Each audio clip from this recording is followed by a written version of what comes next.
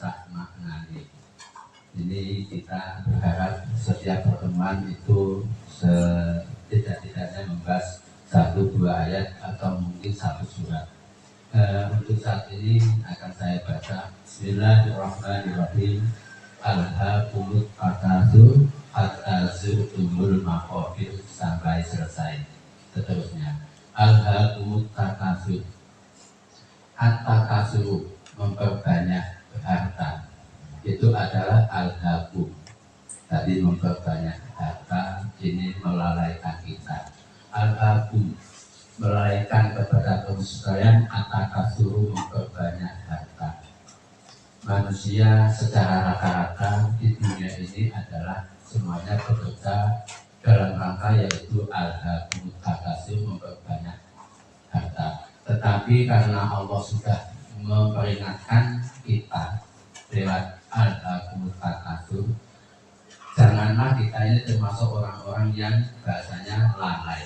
Walaupun kita ini setiap hari bekerja, setiap hari mengumpulkan cuan, tapi setidak-tidaknya jangan sampai alhaakum sampai melalaikan kita.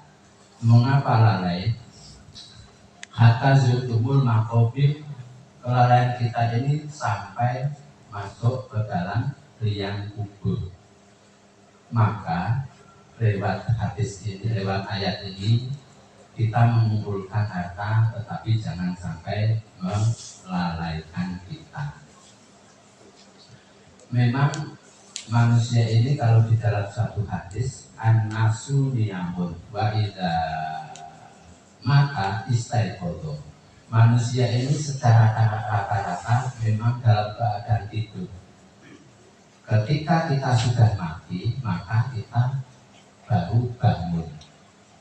Artinya apa? Pesan Rasulullah, manusia itu ternyata di dunia ini adalah ibaratnya mati. Artinya mati itu manusia itu tidak paham.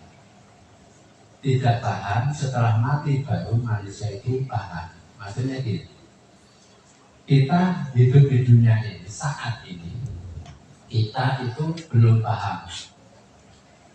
Yang kita pahami, yang kita pahami itu yang penting di dunia ini adalah kita ini punya uang, kita itu sehat, kita itu bisa menikmati hidup dan seterusnya. Itu yang sementara yang kita pahami. Nah, wa idza mata istaiqadha, tetapi manusia ketika mati baru paham, baru bangun. Artinya bangun itu baru paham bahwa oh ternyata setelah mati apa yang kita yakini ketika masih hidup itu sangat penting, itu ternyata besok ketika di akhirat itu ternyata tidak penting. Artinya ketika kita sudah di akhirat itu baru kita paham bahwa ternyata sholat itu penting, sujud itu penting, membaca Al-Quran itu penting. Nah sementara saat ini kan kita belum bisa meyakini bahwa yang penting itu adalah sholat, sujud, membaca Al-Quran dan seterusnya. Maka setelah kita memahami ayat ini, marilah kita itu mulai sadar. Jangan sampai kita itu sadar, kita itu bangun setelah kita itu mati. Mulai sekarang mari kita bangun bahwa kita ini sudah dalam keadaan bangun. Artinya memahami bahwa ibadah-ibadah inilah yang sangat terpenting yang akan kita bawa sampai ke dalam alam kubur. Sebab hatta zurtumul maqabir. Kala saufa ta'lamun, janganlah seperti itu nanti kamu akan tahu. Sumakala saufa ta'lamun. Masih diulang lagi. Jangan seperti itu. Pokoknya jangan seperti kamu nanti akan tahu. Intinya adalah kita harus paham bahwa kubur ini adalah awal manzilin min manzilil akhirah. Kubur adalah awal dari perjalanan akhirat. Maka pernah suatu hari ketika istrinya Sayyidina Ali, siapa mas itu Sayyidina Ali? Fatimah Az-Zahra. Ketika meninggal itu yang gotong itu kan 4 orang, satu sahabat dari sendiri, kemudian anaknya Said Hasan, kemudian Said Husain, ditambah satu sahabat namanya Al-Ghifari, diangkat digotong 4 orang itulah. Ketika diletakkan di lantai kuburan, Al-Ghifari orangnya atau belanja pada apa ya, atau melete lah. Jadi kalau ngomong ke kuburan, kuburan, kowe ngerti nggak semua sing tak gawe iki? Iki Dewi Fatimah ya, putri kesayangan Rasulullah, istrinya Sayyidina Ali, mboke ibuke Sayyid Hasan dan Husain. Nah, kuburan kalau diomongin itu juga terima. Kuburan itu langsung jawab, anak mahal nasab, wala yunji min azadi illa man salima qalbuhu wa khalasa amaluhu wa kasura hasanatuhu.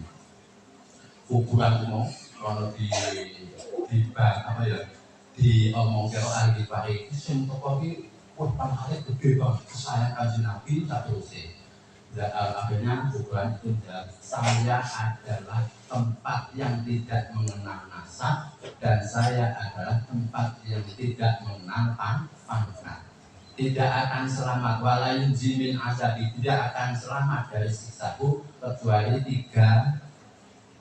tiga golongan. Satu, mangkasuro hasanatu, orang yang banyak kebagusannya. Yang kedua, wakol salimah kolbu, orang yang hatinya selamat, hatinya dengan tetangganya tidak punya sakit diri, dengki seterusnya. Yang kedua, waman kholaso amaluhu, orang yang ikhlas amalnya. 3 ini yang akan menyelamatkan kita dari perkara-perkara gugur. Jadi intinya dari hadis ini, mari kita mulai sadar bahwa saat ini rumus kita hidup di dunia ini sering saya aturkan, marilah kita kaya di dunia ini, tapi jangan lupa kaya adalah sebagai sarana untuk kita selamat di akhirat. Mari kita punya pangkat, tapi punya pangkat kedudukan juga harus dijadikan sarana untuk kita selamat di akhirat. Terusannya di ala sahabat alamun, sumakala sahabat alamun, kalau lauta lalu na'il mal yakin. Setelah kamu mati baru kamu itu akan tahu dengan seyakin-yakinnya. Bapak syakna angka gitu akan. Setelah kematian ini baru oleh Allah itu dibuka dengan sejelas-jelasnya masalah kebenaran, pentingnya ibadah, pentingnya silaturahim, pentingnya kebaikan yang kita kumpulkan, yang kita laksanakan di dunia ini. Maka marilah kita mengingat satu hadis keterangan Rasulullah yang menerangkan kan ketika mati itu ya, ketika setelah kematian itu ada kabar dari malaikat yang pertama. Ketika manusia itu lepas nyawanya, itu ada malaikat yang mengumumkan, aina ya duka ala kitab disubiha, wa aina rizuka ala kitab disubiha, wa aina risanuka ala kitab disubiha.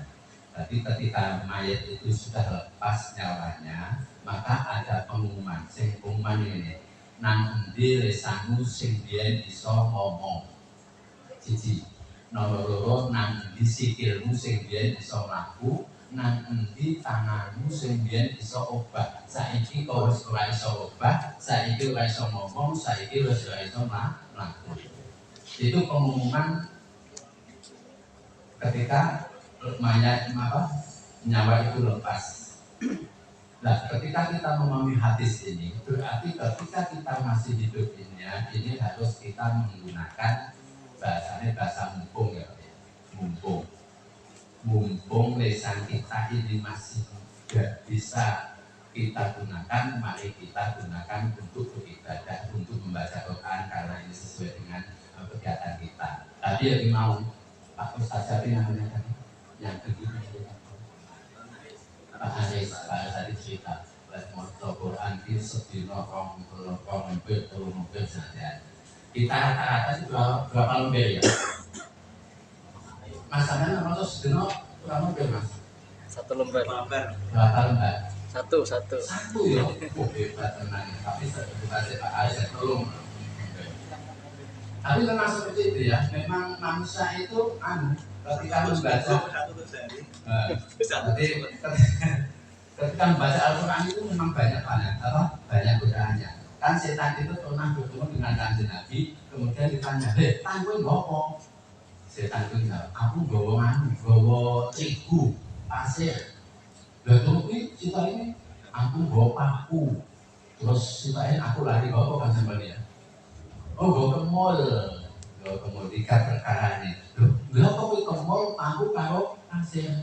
Niki kanjeng Nabi niki kemul niki kula damel nggodha menungso wayah turu kami kula kemuli malih kesane nusne turune maka ketika kita bangun itu kan abot dados paku ki mau paku niki kula cetne ten bokonge lek nalika ibadah kula nalika maca Al-Qur'an dhewe kan terus sampe kan wis menggo soal boyo senang itu masih satu lembar itu bokongnya dengan disumpel apa di paku nomor perlu di pasir, dua pasir. Artinya apa? Artinya ketika beribadah itu tak guna pasir. Jadi awal itu ngomong betul.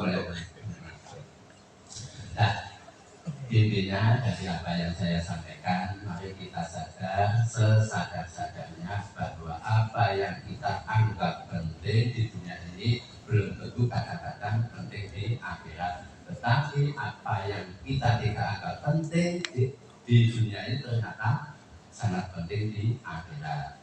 Tapi lewat ini yang penting mari kita mulai sadar saat ini bahwa apapun kegiatan kita, apapun pekerjaan kita, apapun ini kita harus niatkan ada ujungnya menuju ke akhirat supaya apa? Supaya